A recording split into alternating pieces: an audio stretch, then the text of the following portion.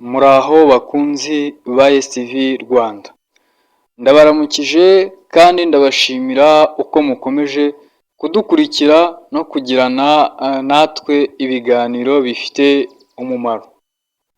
Uyu munsi turashaka kubasangiza ukuri kose ku bijyanye n'uko twitegura kwakira amafaranga kuri Pi Network.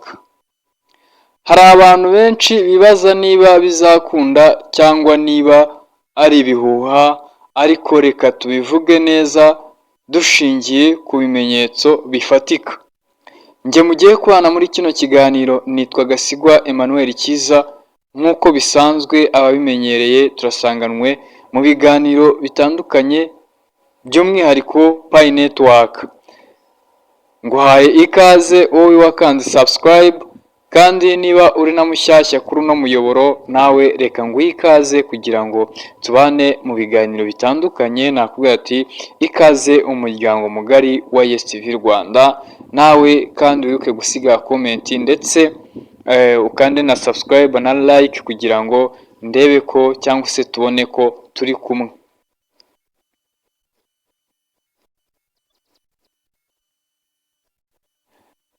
Ikintu cya mbere twavuga kuri Pi Network, iragana ku isoko ryagutse Mainnet Open, nk'uko byagiye bigarukwaho cyane kandi byanavuzwe hirya no hino ku mbuga nkoranyambaga, yewe na Pi Network ubwayo ikabitangaza timu yabo. Ubu turi mu cyiciro cy'imbere gifatwa nk'icyemezo cya nyuma cya Open Mainnet, bisobanuye ko nyuma y'iki cyiciro abantu bazabasha gukoresha Pi zabo ku isoko ryagutse no kuyihinduramo amafaranga asanzwe. Hari amaduka n'imiryango itandukanye hirya no hino ku isi yamaze gutangira kwakira Pi nk'uburyo bwo kwishyura muri Pi Network.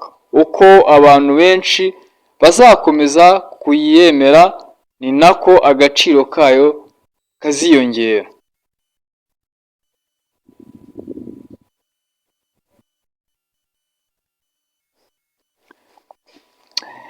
Ikintu cyerekana ko Pi Network atari igihuha ni uko hari ibigo bikomeye bikora igenamigambi ryo kuzayifasha kwinjira ku masoko mpuzamahanga. Urugero ni uko hari imishinga irimo gukorwa ku bufatanye n'inzego z'imari.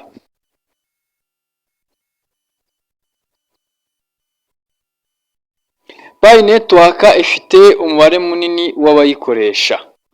Muri buri cyambu cy'imari kizwi uko abantu benshi bakoresha amafaranga runaka, ni nako agaciro kayo kiyongera. Pi Network miliyoni 50, uwo mubare urenze uwo ubundi amafaranga mashya ajya abona mbere yo kujya ku masoko y'ubucuruzi.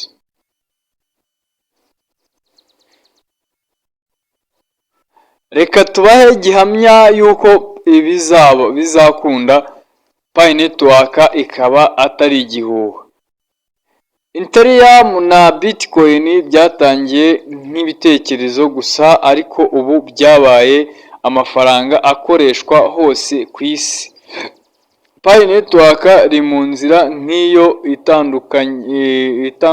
itandukanye gusa nuko yo igenda yegereza abakoresha uburyo bworoshye bwo kwibona no kuyikoresha. Abantu benshi bamaze kwishyurana muri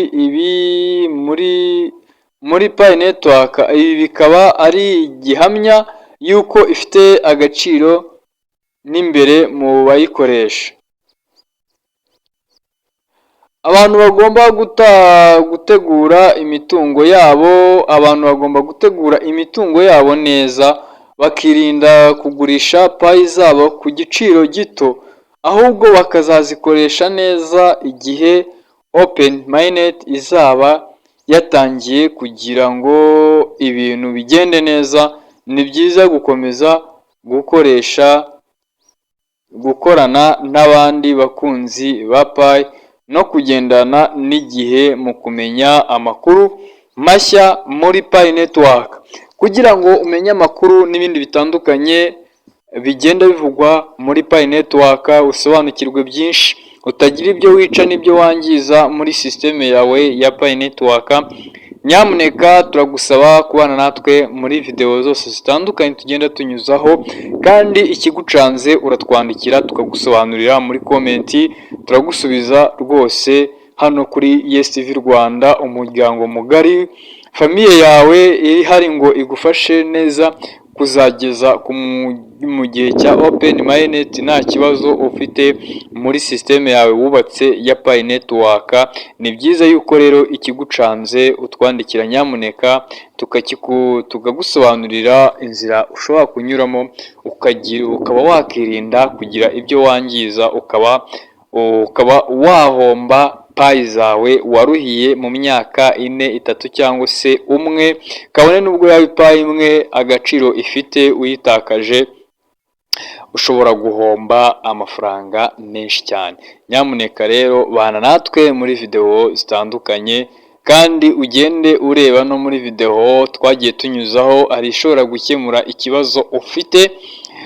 Iyo utwandikiye wenda utayibonye turakuyobora tukakubwira video ugomba kureba, nyamuneka bikaba byagufasha kandi byanagucanga tukagusobanurira kuri YouTube cyangwa se kuri WhatsApp yacu. Nyamuneka rero reka dusoreze aha ngaha, mbizeza yuko kandi andi makuru yose atandukanye ajyanye na Pi Network, ajyanye ni Pi, byose tuzagenda tubabagezaho kugeza Pi ihumuye, kugeza Pi tuyiriye, igihe cyose twayitegereje. Ndizera neza ko icyizere kandi kiri kugenda kigaruka, ndizera neza ko kandi amakuru tuguhaye nayo ubwayo ashobora kukurema agatima, ukumva ko umwanya wawe utapfuye ubusa cyangwa se ngo utakaze.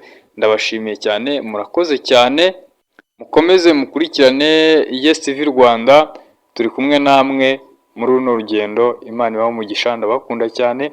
Umuntu twabanye kugeza ku musozo w'ino video, reka nkubwire ati uri umuntu w'intwari, uri uw'agaciro, nakubwira ati Imana iguhezagire.